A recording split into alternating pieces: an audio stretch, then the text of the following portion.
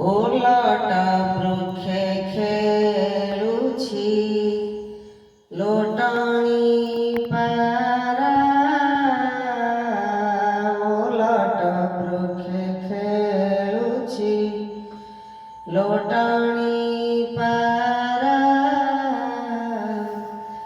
ଅଠା କାଠି ପଞ୍ଜୁରୀରେ, ଅଠା କାଠି ପଞ୍ଜୁରୀରେ ନଦିଏ ଧରା। ଓଲଟ ବୃକ୍ଷେ ଖେଳୁଛି ଲୋଟଣି ପାରା। ଓଲଟ ବୃକ୍ଷେ ଖେଳୁଛି ଲୋଟଣି ପାରା ଶରୀର ତତ୍ତ୍ୱର ଏହି ଅଦ୍ୱିତୀୟ ଅବର୍ଣ୍ଣନୀୟ ବର୍ଣ୍ଣନାକୁ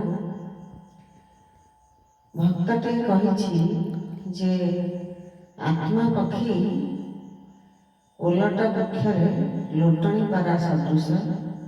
ଓଲଟ ବୃକ୍ଷ ହେଉଛି ଆମର ଏ ଶରୀର।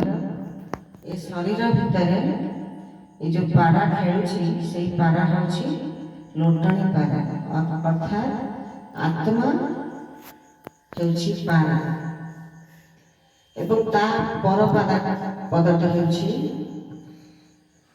ସେ ପରାର ଡେଣା ନାହିଁ ଲକ୍ଷେ ଯୋଜନ ଉଡ଼ଇ।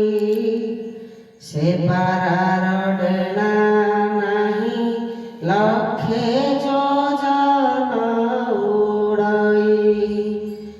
ଜଳ ଫଳ ନ ଭୁଞ୍ଜଇ, ଜଳ ଫଳ ନ ଭୁଞ୍ଜଇ ଅଟେ ଅମର।